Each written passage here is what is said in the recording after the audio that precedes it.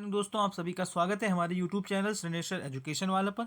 SSC CHSL के लिए हम लोगों ने पूरी एक नया मॉक टेस्ट की सीरीज शुरू की है, जिसमें हम लोग इंग्लिश, उसके साथ क्वांट, रीजनिंग और जनरल अवेयरनेस और स्टैटिक जीके, इन सब का पूरा हम लोग मॉक टेस्ट के स्वरूप में 25-25 क्वेश्चंस आपको कराएंगे और सारे सब्जेक्ट के 10-10 सेट कराने का पूरा प्रयास रहेगा, जिसमें आज हम लोग का शुरुआत है और इंग्लिश मॉक टेस्ट नंबर 1 की आज बारी है। हमारे टेस्ट में ना समय की बर्बादी होगी, ना कोई फालतू की बातें होंगी, सिर्फ और सिर्फ सवाल और उनके समाधान की चर्चा होगी बस, और इसके अलावा कुछ नहीं होगा। और आपको एक गारंटी देते हैं, अगर आप ये सारे मॉक टेस्ट लगा लेते हैं, देख लेते हैं और उसके बाद अगर आप पेपर में जाते हैं, तो कोई आपका सीएचएसएल टीयर 1 को क्वालिफाई करने से नहीं रोक सकता, क्योंकि हमने पेपर से लेवल के अप क्वेश्चन रखे हैं, पेपर के लेवल से थोड़े थोड़े अप क्वेश्चंस रखे हैं, जिससे आपको वो तैयार हो जाएंगे तो पेपर तो आपको आसान लगेगा ही लगेगा। तो इसके लिए आपको क्या करना है, वीडियो को अंत तक देखना है।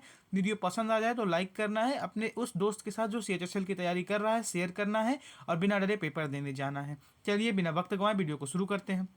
वीडियो को पॉज करिए और आंसर दीजिए आप इसका। हो उम्मीद करते हैं आप लोगों ने दे दिया होगा। चलिए अब इसका डिस्कशन करते हैं। देखिए सीजीएल का जो पेपर होता है उसमें क्या होता है, ऑप्शंस कई सारे कंफ्यूजिंग होते हैं, कुछ कुछ ऑप्शन सिमिलर टाइप के लगते हैं, लेकिन जो सीएचएसएल का पेपर होता है, आप अगर उसमें ऑप्शंस के थ्रू जाएंगे ना, तो आंसर आप जल्दी एलिमिनेट करके भी बता सकते हैं।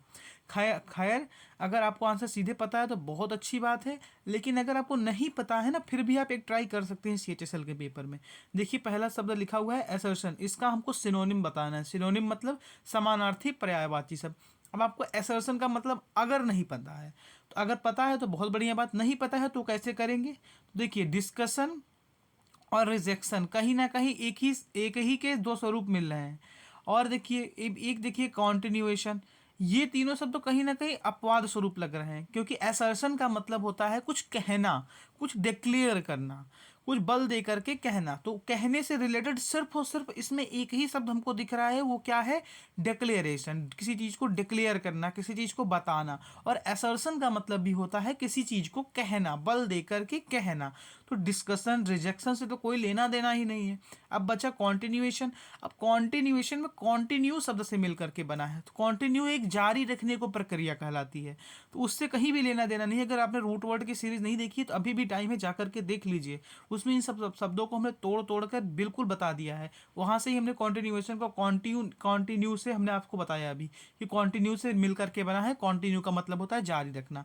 एकमात्र शब्द बचा डिक्लेरेशन, जिसका सीधा संपर्क है असर्शन से। इसका समानार्थी असर्शन मतलब होता है कहना किसी चीज को, और डिक्लेयर मतलब भी होता है डिक्लेयर करना, बताना, कहना। चलिए अगले क्वेश्चन पर बढ़ते हैं हम लोग। अगला क्वेश्चन आपके सामने ये रहा। अब इसमें आपको बताना है कौन सा रॉन्गली स्पेल्ट वर्ड है, कौन सा गलत लिखा हुआ है। अंत में आपसे इतना उम्मीद करता हूं कि आप लोग वीडियो खत्म होने के बाद अपने मार्क्स को कमेंट बॉक्स में अवश्य करेंगे कि कितने नंबर हमारे आए। अगर कमेंट करते हैं तो जिसके भी 50-50-50 आते हैं 10 टेस्ट में, उसको गिव अवे के स्वरूप में 3 किताबों का सेट दिया जाएगा। चलिए कौन सा रॉन्गली स्पेल्ट वर्ड है, तो देखिए ऑफुली, अनड्यूली या अनरूली और या फेथफुली। अब देखिए जहां पर भी देखिए एफ यू के बाद फुली में एल एल लगा हो, तो वहां पर हमेशा रहिए डबल एल लगना हो चाहिए। क्या होता है, अगर कहीं फुल में अगर हम एल वाई लगाते हैं, तो जो हमारा नया शब्द बन करके आता है उसके लास्ट दोनों वर्डों में डबल यल लगा होता है। तो कहाँ कहाँ देखिए, अब ये दोनों शब्द लेकर के आप लोग कंफ्यूज मत हो जाइएगा, क्योंकि अनरूली, रूल की स्पेलिंग होती है RULE, ई को हटा करके हम वाई लगा सकते हैं। अब वैसे ही अनडल, अनड्यूली हो गया, तो वहाँ पर भी ई हटा करके वाई लगाया गया है। अब देखिए यहाँ पर फुल में यल वाई जोड़ा गया है, तो यल वाई यहाँ पर आपको दिख रहा है, यानी कि ये तो सही है, ये भी सही है, ये भी सही है। लेकिन जरा यहाँ पर देखिए ऑप्शन नंबर 4 में, ऑप्शन नंबर 4 में जो फुल लिखा हुआ है, इसके बाद सीधे यल वाई लगा दिया गया है। तो ये क्या ये कॉम्बिनेशन सही है? ये कॉम्बिनेशन बिल्कुल गलत है। अगर फुल के बाद हमें यल वाई लगाना है तो एक वाई ऐड करना ही पड़ता है, यानी कि रॉन्गली स्पेल्ट वर्ड कौन सा है यहाँ पर, फेथफुली। सही क्या होगा इसका, तो डबल यल हो जाएगा और कुछ नहीं होगा। चलिए आगे बढ़ते हैं नेक्स्ट क्वेश्चन पर। इन सारे की PDF हमारे टेलीग्राम चैनल पर मिल जाएगी। अब देखिए select the correct passive from of the given sentence. In given sentence यानी कौन सा, the police beat a number of protesters last night. इसका हमको पॉजिटिव फॉर्म बताना है। अब देखिए हम कैसे पता करेंगे, तो पॉजेसिव फॉर्म कभी भी निकालते समय सीएचएसएल में आपको कोई वो एग्जामिनर लेवल का तो पूछ नहीं लेगा, जो आपको पढ़ाने या प्रोफेसर लेवल का एकदम बेसिक लेवल का पूछेगा, तो थोड़ा कॉमन सेंस यूज करिए। जब भी पैसिव वॉइस बनाते हैं ना, तो इस सब जो हमारा सब्जेक्ट रहता है वो लास्ट में चला कहीं नहीं चला जाता है।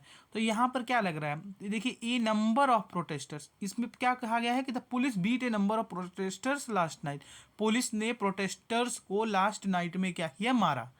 तो आपको इसका पैसिव वॉइस बनाना है, तो जो प्रोटेस्टर्स होंगे वो मारे गए पुलिस के द्वारा, कब, लास्ट नाइट में। लास्ट नाइट को हम लोग क्या बोलते हैं, द नाइट बिफोर बोलते हैं। तो क्या बोला मैंने कि इसमें मतलब है इसका पुलिस ने प्रोटेस्टर्स को मारा। अब इसका पैसिव वॉइस बनाएंगे तो अगर हिंदी में बनाए तो क्या होगा कि ये नंबर ऑफ प्रोटेस्टर्स को पुलिस ने मारा कब, लास्ट नाइट। तो देखिए a number of protesters were beaten by the police the last night, the night before, last night को क्या लिखते हैं, द नाइट बिफोर। तो क्या लिखा गया है, in number of protesters were beaten by the police the last night, the night before, यानी कि नंबर ऑफ प्रोटेस्टर्स को पुलिस ने लास्ट नाइट मारा या एक नाइट पहले मारा। अब देखिए यहाँ पर आप लोग कहेंगे वर ही क्यों लगा। अब देखो भैया ये हार्ड तो पास्ट, हैड तो कभी लगाएंगे नहीं, पास्ट टेंस की बात हो नहीं रही है वहाँ पर। अब वहाँ पर देखिए ए नंबर ऑफ प्रोटेस्टर्स, ये भी हो सकता था सर, कह सकते थे भैया, बिल्कुल हो सकता था। तो a number of protesters were being कहाँ लगाता है भैया, वर के बाद बीइंग कैसे लगा दोगे, कॉन्टिन्यूस टेंस कहाँ से लगा दे रहे हो, BEING तो कॉन्टिन्यूस फॉर्म को रिप्रेजेंट करता है, तो इसलिए ये गलत हो गया, ये गलत हो गया। अब बचे ये भैया, तो हैज़ बीन बीटन, क्या कॉम्बिनेशन बना रहे हो, bye the police the last the night before, has के बाद बीन बिल्कुल सही हो सकता है, लेकिन क्या बीटन लग सकता है भैया, नहीं, बीटन क्यों लगाएंगे हम। और हैज़ जो लग गया है आपका, ये सिंगुलर फॉर्म क्यों लगाना है हमको, प्रोटेस्टर्स तो प्लूरल है, प्रोटेस्टर्स अगर प्लूरल है तो यहाँ पर हैव रहता तो सोचा भी जा सकता है, हैज़ में तो सोचना ही नहीं, तो इसको काट देना है।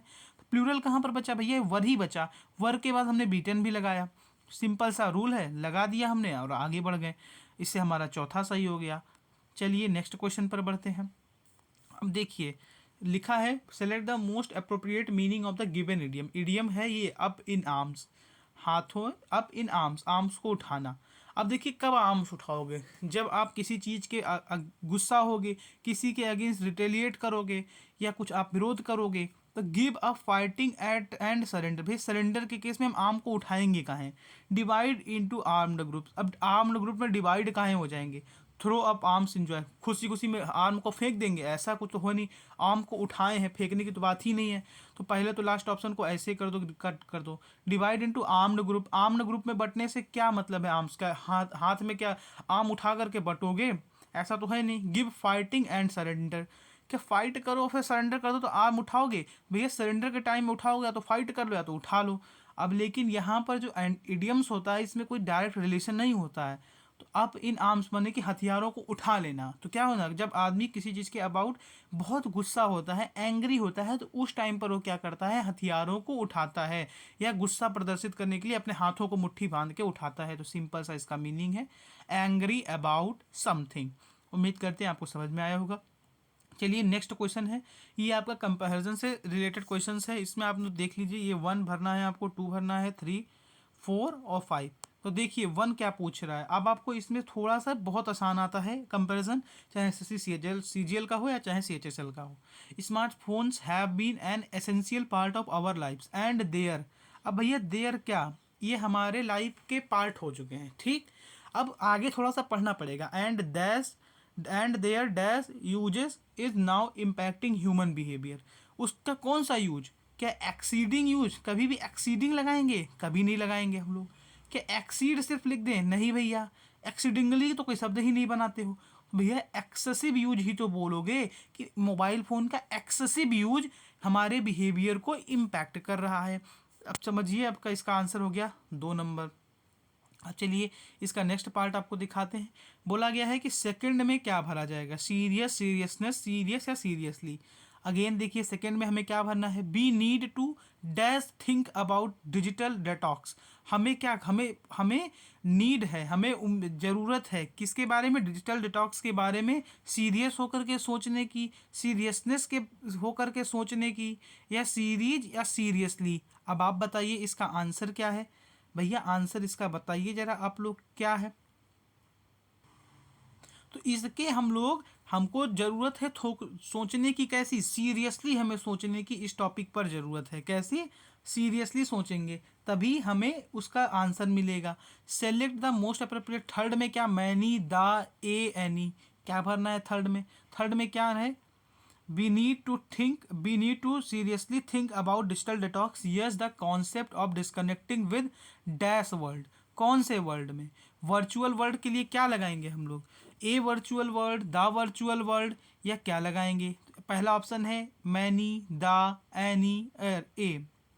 अब देखिए क्या लिखा हुआ है, yes the concept of disconnecting with any, किसी भी वर्चुअल वर्ड से, इज नॉट अ फेड, ये फेड नहीं है। तो किसी भी वर्चुअल वर्ड से कॉन्सेप्ट खत्म करना वो जरूरी नहीं है, लेकिन किस तरह से उसको रिड्यूस कर सकते हैं ये जरूरी है। चलिए अगला पार्ट बताइए इसका। 8वां number, select the most appropriate option from the blank four.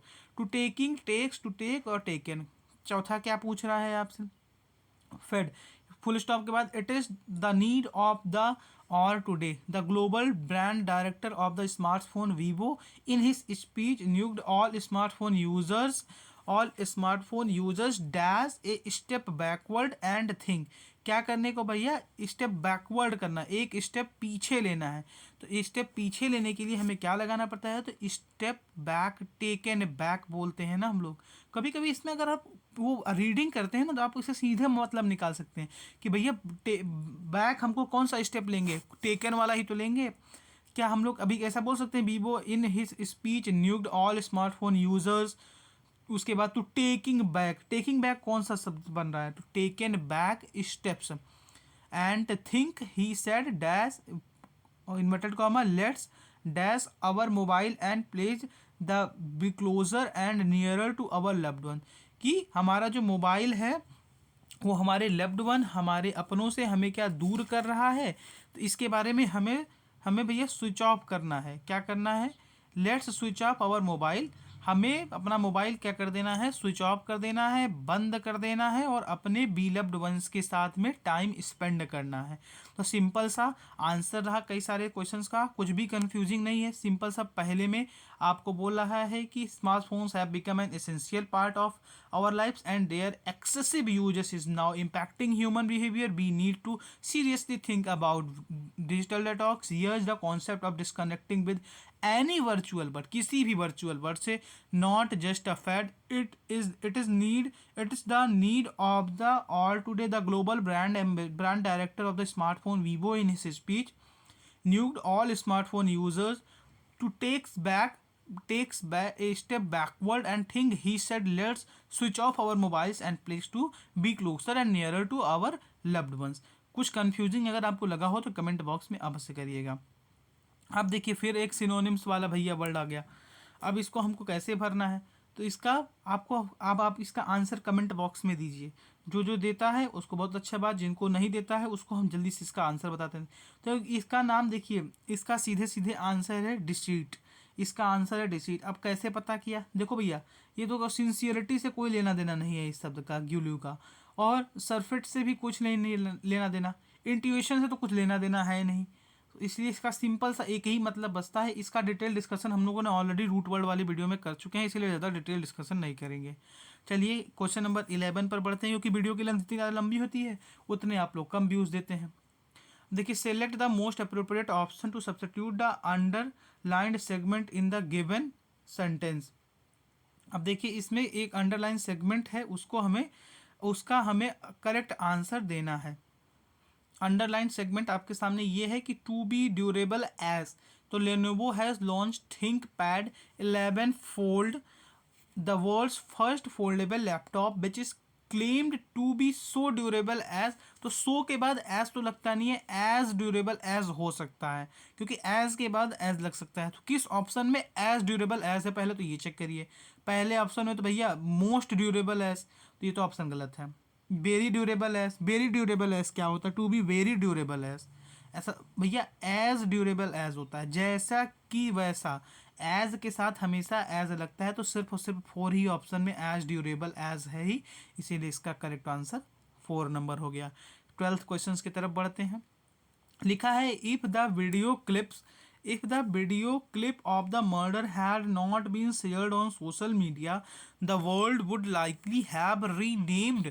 अगर जो मर्डर की वीडियो क्लिप है अगर इसको सोशल मीडिया पर नहीं डाला गया तो जो दुनिया है यह likely have remained dash of the tragedy, इस ट्रेजेडी से क्या रह जाएगी, क्या रिकॉग्नाइज रह जाएगी। जब सोशल मीडिया पे शेयर ही नहीं किया तो रिकॉग्नाइज कैसे करेगी।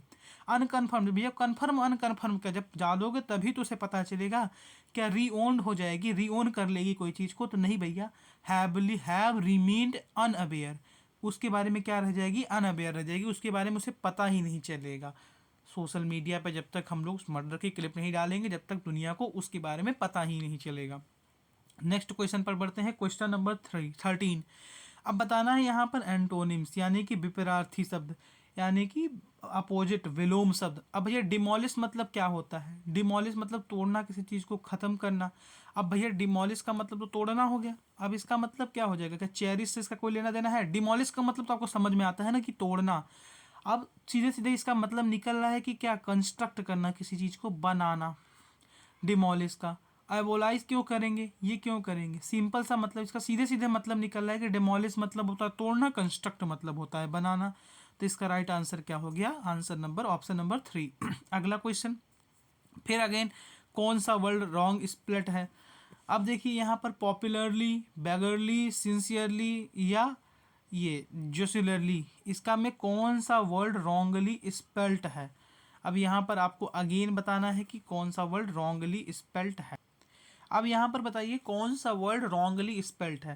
तो भैया पॉपुलरली, बेगरली और जोशियरली तो एकदम सही लिखा हुआ है, लेकिन जो सिंसियरली है, किसे किसे सिंसियरली की स्पेलिंग पता है, नहीं पता तो अभी देख लीजिए कौन सा सिंसियरली की स्पेलिंग है। आप लोगों को अगर नहीं पता है तो बहुत दिक्कत की बात है। अब देखिए सिंसियरली क्या होता है, इसमें जो रहता है ना तो CERE होता है इसकी स्पेलिंग में, सिंसियर ली, ये होती है सिंसियरली की स्पेलिंग। और यहाँ पर क्या लिखा हुआ है, ARLY। तो यहाँ पर रॉन्गली स्पेल्ट वर्ड कौन है, सो सिंसियरली यहाँ पर रॉन्गली स्पेल्ट वर्ड है। चलिए नेक्स्ट क्वेश्चन पर बढ़ते हैं। अब देखिए अब इसमें लिखा हुआ है कौन सा इस इडियम का अप्रोप्रिएट मीनिंग है, steer up at honest nest. अब इसमें इसका अप्रोप्रिएट मीनिंग बताना है। तो भैया lead in a revolt, call off dialogue, destroy a nest. तो पहले तो जो इसमें बिल्कुल फालतू के वाहियात ऑप्शन है उनको आप लोग एलिमिनेट करिए। तो क्या लिखा है, डिस्ट्रॉय ए नेट, क्या नेट को तोड़ देना, स्टीयर अप ए हॉर्नेस्ट नेस्ट, ऐसा कुछ शब्द सुने हैं कि नेट को तोड़ देना इसको कहेंगे। इडियम का डायरेक्ट रिलेशन कभी भी डायरेक्ट मतलब से मत निकाला करिए। अब देखिए लीड ए रिवॉल्ट या कॉल फॉर डायलॉग। अब स्टीयर स्टीयर अप ए हॉर्नेस्ट नेस्ट कर रहे हैं तो कॉल अप फॉर डायलॉग तो इसका कभी होगा ही नहीं। इसका राइट आंसर है प्रोवोक ट्रबल, प्रोवोक ट्रबल इसका राइट आंसर ऑप्शन नंबर 1। चलिए नेक्स्ट स्लाइड पर बढ़ते हैं। हम इसका डिटेल डिस्कशन इसलिए नहीं कर रहे हैं क्योंकि टाइम बहुत ज़्यादा लगता है और अंत तक कोई देखता है नहीं, फिर अंत में पेपर के बाद आकर के कहेंगे, क्योंकि नए नए यूट्यूबर्स के साथ यही होता है कि आप लोग सीधा कहते हैं कि तुम तो फालतू गलत पढ़ाए थे। Select the correct indirect form, इसीलिए हम ज़्यादा से ज़्यादा क्वेश्चन कराने पर बिलीव कर रहे हैं। Select the correct indirect form of the given sentence, given sentence का इनडायरेक्ट फॉर्म बताओ। Do you attend the film festival at Goa every year, he asked. उसने कहा क्या तुम हर साल गोवा में फिल्म फेस्टिवल अटेंड करते हो, जाते हो। तो भैया ये बताओ यहाँ पर क्वेश्चन पूछ रहा है और यहाँ पर ऑलरेडी ही आस्क्ड दिया हुआ है। अब यहाँ पर यू किस में चेंज होगा, यू ही के अकॉर्डिंग चेंज होगा या किसके अकॉर्डिंग चेंज होगा। अब बताओ भैया ये किससे पूछ रहा है, यू। यहाँ पर यू कौन है, यहाँ पर यू मी है। कौन है यू, यू हमसे मुझसे ही तो पूछ रहा है, यानी कि आपसे ही तो पूछ रहा है कि क्या आप जाते हैं हर साल गोवा में फिल्म फेस्टिवल देखने। तो ही आस्क्ड किससे, ही आस्क्ड मी। तो देखिए पहले आस्क्ड मी कहाँ पर है, तो एकमात्र जगह ही यहाँ पर भी देखिए आस्क्ड मी है और यहाँ पर भी आस्क्ड मी है। बाकी चौथे और पहले में तो आस्किंग मी और आस्क मी तो कोई शब्द नहीं होता है अगर हम लोग इनडायरेक्ट स्पीच से चेंज करते हैं इसको। अब देखिए ये he had asked me, had क्या है लगाएंगे भैया, हैड क्यों लगाएंगे, कहाँ हम पास्ट टेंस की बात कर रहे हैं, पास्ट टेंस की बात कर रहे हैं, नहीं कर रहे हैं ना। तो भैया ही आस्क्ड मी, कोई टेंस का यूज किया गया है, नहीं किया गया है ना। तो सिंपल सा he asked me. If I attend, यहाँ पर देखिए हैड लगाया है, वॉज लगाया, कहीं पर भी देखिए इस लाइन में आपको वॉज वर कुछ दिख रहा है, कुछ नहीं दिख रहा है ना, या हैव दिख जाए तो भी लगा दो, नहीं दिख रहा है तो कहाँ है आपको ऑप्शन नंबर 2 लगाना है। Right answer is option number 3। He asked me if I attended the film festival at Goa every year. अब चलिए नेक्स्ट क्वेश्चन पर हम लोग बढ़ते हैं। अगेन ये आपको क्या करना है, इसको हमें आपको रीअरेंज करके बताना है। इसका ऑप्शन कौन सा था, इसका ऑप्शन नंबर 3 सही था। उसको आपको रीअरेंज करके बताना है। वीडियो को पॉज करिए, हम लोग जल्दी से डिस्कशन कर लेते हैं। आप वीडियो को पॉज करके आराम से आंसर दे सकते हैं। देखिए पहले तो आपको पहला शब्द ढूंढना आना चाहिए कि पहला सेंटेंस कौन सा रहेगा। तो देखिए या तो बी रहेगा, या तो ए रहेगा, या तो डी रहेगा। सी को तो हमें ढूंढना नहीं है कि सी पहला सेंटेंस रहेगा। तो क्या भैया ए आपका पहला सेंटेंस रह सकता है? क्यों, इसमें ये लिखा हुआ है दिस टेस्ट। कौन से टेस्ट, हमें नहीं पता किस टेस्ट की बात कर रहा है, तो ए तो आपका पहला सेंटेंस हो नहीं सकता, यानी कि दूसरा नंबर तो गए हो। अब बी और डी बचा है। बी में देखिए ईच ऑफ दीज स्पेसीज, कौन सी स्पेसीज भैया, स्पेसिफिक स्किल्स, कौन सी स्पेसिफिक स्किल, हमें पता ही नहीं किस स्पेसिफिक स्किल की बात कर रहा है, तो भैया बी वाला भी गए हो। अब भैया ये बचा है कि डी वाला ही सही होगा, डी से शुरुआत होगी, लेकिन डी से 2 ऑप्शन दिया है। तो अब देखिए डी तो होगा, यानी कि डी तो पहले नंबर पर हमारा डी आएगा। अब दूसरे नंबर पर हमें चेक करना है, या तो बी आएगा या तो ए आएगा। तो जरा पढ़ डालिए। The regional transport officers of Delhi have recently introduced the new driving test. अब न्यू ड्राइविंग टेस्ट उन्होंने इंट्रोड्यूस किया। अब this test is conducted on the fully automatic driving test track designed by Maruti Suzuki. Each of this skills, अब यहाँ पर भी कोई skill की बात तो की नहीं गई चौथे में, इसमें एक टेस्ट की बात की गई। और पहले में क्या बताया गया है कि वो टेस्ट कैसे कंडक्ट किया जाएगा, यानी डी के बाद तो ए आएगा। जहाँ डी के बाद ए आएगा आप चौथा लगाएंगे, ऑप्शन नंबर चौथा आंसर सही हो जाएगा। आगे बढ़ जाएंगे, 2 नंबर ले लेंगे अपना। अगले क्वेश्चन में अगेन एक आपको रीअरेंजमेंट का वर्ड दिया गया है, रीअरेंजमेंट सब सेंटेंस दिया गया है, पैराजम्बल दिया गया है। 4 सेंटेंस हैं। अगेन वही बी सी डी बी में से ही कोई एक स्टार्टिंग होगा। तो पहले हमको चेक कर लेते हैं, क्या ए से तो स्टार्टिंग है नहीं, क्या बी से स्टार्टिंग हो सकती है? तो हाँ बिल्कुल, the secret life of frogs in the first event film of the, हाँ इसमें हो सकती है बी से शुरुआत, यानी कि बी से स्टार्टिंग हो सकती है। क्या सी से हो सकती है? The film has been shot extremely in the western Ghat. कौन सी फिल्म, पता है किस फिल्म की बात कर रही है, किस कौन सी फिल्म शूट हुई है? तो अभी तो उसके बारे में कंफ्यूजन है। अब डी से देखते हैं, it show case a unique, तो भैया डी तो बिल्कुल नहीं हो सकता। अब बी और सी में बचा, तो भैया सी देखो, the film the most well known among them is the purple frog needing immediate protection.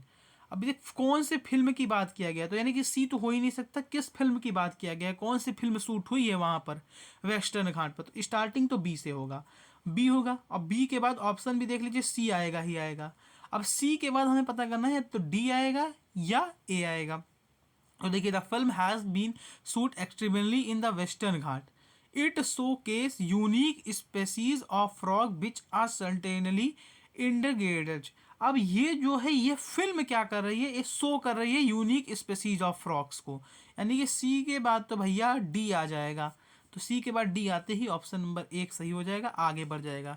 कभी कभी कोई शब्दों के प्रोनाउंसिएशन में फंबल हो जाता है, तो उसको लेकर के कोई ऐसी अफवाह या चिंता मत उड़ा लो, उसको थोड़ा सा समझने का कोशिश करो। कोई भी कितना भी परफेक्ट अगर बोलने की कोशिश करता है तो कभी ना कभी फंबल हो जाता है। अब बताना है कि इसमें कौन सा सेंटेंस एरर कंटेन करता है। तो देखिए सेंटेंस है, when I met Akbar Padamsee comma one of a pioneers of Indian art, he was 87 but still alert and active. जब मैं अकबर पद्मसी से मिला, जो कि एक पायोनियर है इंडियन आर्ट के, ही वॉज 83, वो 87 साल के, but still alert and active. तो देखिए यहाँ पर आपको एक चीज़ याद होना चाहिए कि भैया वन ऑफ के बाद हमेशा दा लगेगा अगर हम किसी स्पेसिफिक पर्सन को डिनोट कर रहे हैं।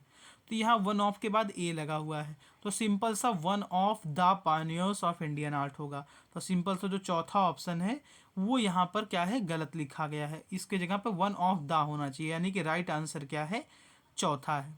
चलिए नेक्स्ट क्वेश्चन पर आपको बढ़ाते हैं। Select the word which means the same as the group of given. ये ग्रुप जो है इसका सेम मतलब कौन बताता है, कौन इस पद है, that which is not longer in useful, जो ज़्यादा समय तक यूजफुल ना रहने लायक हो। तो रिड्यूटेंट या रिलक्टेंट, डोमिनेंट या एब्यूडेंट। अब देखिए री और री से दो शब्द शुरू हो रहे हैं। री मतलब होता है अगेन एंड अगेन, तो री री एक रूट वर्ड है, आर और ई इसका मतलब होता है अगेन एंड अगेन। तो यहाँ पर तो ऐसा चीज़ बताना है कि जो ख़त्म हो चुकी हो, जिसको हम लोग ज़्यादातर यूजफुल ना कर सकें। तो पहला और चौथा तो ऐसे ही गलत हो गया। अब एक बचा डोमिनेंट और एक बचा है एबडेंट। अब पिछले क्वेश्चन का हमने आपको आंसर बता दिया था, कौन सा था, चौथा आंसर था। अब यहाँ पर हमको बताना है कि इसका इसका आंसर क्या है। एक मिनट, हमारी टाइपिंग स्किल्स बंद हो गई थी, उसको हम दोबारा ओपन कर रहे हैं। अब देखिए एक तो बचा है डोमिनेंट और एक बचा है एब्यूडेंट। अब इसमें इसका राइट आंसर कौन सा है, इसको आपको बताना है। अब हमने जो आपसे कहा कि पहला और चौथा हमको एलिमिनेट करना है री देख करके, लेकिन उसके बाद एक शब्द और लगा है कि यहाँ पर देखिए रिलक्टेंट लगा हुआ। तो रिलक्टेंट मतलब तो कोई सेंसर बन नहीं रहा, लेकिन जब पहले में हम लोग देखें तो रिडंडेंट बोल रहा है। तो इसका जो अगले वर्ड जो है ना, DUNDANT, इसका मतलब होता है कि जिसको हम दोबारा यूज ना कर सकें, यानी कि जिसको हम लोग यूज ना कर सके। यहाँ पर भी वही बचा है, बोल रहा है कि that which is no longer useful. तो सिंपल सा इसका आंसर नंबर पहला है। तो आपको एलिमिनेट करने समय अगले रूट वर्ड को भी याद रख लेना है। अगला रूट वर्ड कैसे याद होगा, हमारे प्रीवियस वीडियो देख करके जाइए, देखिए हमारे प्लेलिस्ट मिल जाएगी आपको। क्वेश्चन नंबर 21 आपसे पूछ रहा है कि most appropriate option to suitable the underline segment in the given sentence. इसमें एक सेगमेंट है। अब यहाँ पर सेगमेंट ये है, India witnessing the death of over 2000, यहाँ तक का बेसिकली ये सेगमेंट है, इंडिया विटनेसिंग द डेथ। अब आपको बताना है कि कौन सा इसके लिए सही होगा। अब देखिए इसमें आपको सिंपल सा तरीके से ढूंढना है। इंडिया विटनेसिंग कॉन्टिन्यूअस टेंस क्यों लगाएंगे, India will be witnesses, will be future tense की बात क्यों करेंगे। नो इम्प्रूवमेंट तो होगा नहीं, जब विटनेसिंग हम लगाएंगे ही नहीं तो नो इम्प्रूवमेंट का तो चांस ही खत्म हो गया। इंडिया विटनेसेस द डेथ, ये हो सकता है या तो ये हो सकता है। आपको पता है ना कि विटनेस तो एक ऑलरेडी वर्ड है, और उसमें यस विटनेसेस करने के लिए हमको SES स्पेशल ES लगाना पड़ता है। तो यानी कि ये तो गलत लिखा ही हुआ है, गलत स्पेल्ट ही है, यानी कि ऑप्शन नंबर 2 यहाँ पर क्या है, सही है। अगले वर्ड पर हम लोग बढ़ते हैं, अगले सेंटेंस पर। इसमें कौन सा सेंटेंस ग्रामेटिकल एरर को कंटेन किए हुए हैं। सेंटेंस है योर स्किल लाई। अब देखिए आपको सिंपल सा पहले ही शब्द में पकड़ लेना है। योर क्या है, योर एक सिंगुलर है, और लाई क्या है, लाई एक प्लूरल वर्ब है। तो योर के साथ लाई तो लगेगा नहीं, लाइज लगेगा।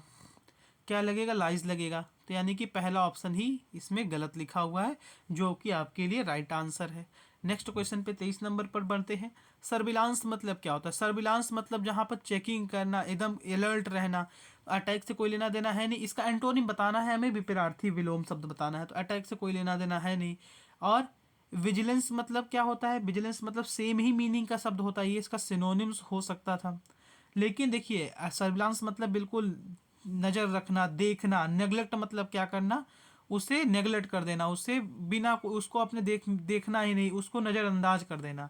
तो सिंपल सा इसका अपोजिट कौन सा है, neglect. Neglect that is the opposite of surveillance. Next question पर हम लोग बढ़ते हैं। अगले क्वेश्चन पर आपको जाने से पहले भैया वीडियो को लाइक कर देना, बड़ी मेहनत से बनाते हैं। देखो भैया यहाँ पर लिखा है Padamsee work like a mathematician and was it true, and was it true, क्या true, dash who experienced with numerous mediums. वो क्या ट्रू थे, विजनरी थे, एडवाइजरी थे, लिटरली थे या वॉलंटरी थे। Who experimented with numerous mediums, तो भैया वॉलंटरी तो होगा ही नहीं। वॉलंटरी मतलब जो अपने हल्का थोड़े दिन के लिए जो कोई काम करे तो उसे बोलते हैं वॉलंटियर। विजनरी, लिटरली या एडवाइजरी, एडवर्जरी। एडवाइजरी से तो कोई एडवाइस देने वाला तो है नहीं। विजनरी मतलब क्या, जिनका विजन, हु एक्सपेरिमेंट, जिनका विजन बहुत एक्सपेरिमेंटेड था, तो विजन से कोई लेना देना है नहीं। जो बहुत जानकार थे, इन्होंने बहुत सारे एक्सपेरिमेंट करे थे। Who and was a true literally who experienced with her numerous mediums. तो option number 2 was the right answer. Sorry, यहाँ पर ट्रू विजनरी ऑप्शन नंबर 4 होगा। क्यों, क्योंकि इनके वॉज अ ट्रू विजनरी, उनके पास एक विजन था, जो एक एक्सपेरिमेंटेड, वो न्यूमरस मीडियम के साथ उन्होंने एक्सपेरिमेंट करने का एक विजन उनके पास था, जिस अनुभव था उनके पास। तो option number 4 that should be a right answer here. Next पे बढ़ते हैं, क्वेश्चन नंबर 25 पर।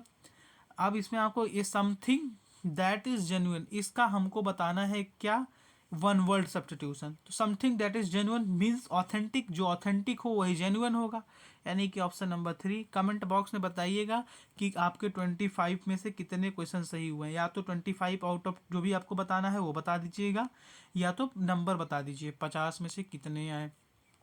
जो भी हमारे टॉप 10 टॉपर्स होंगे 10 टेस्ट के बाद, उनको गिव अवे किया जाएगा। चलिए बिना वक्त गवाए वीडियो को अंत करते हैं। जय हिंद, जय भारत, भारत माता की जय।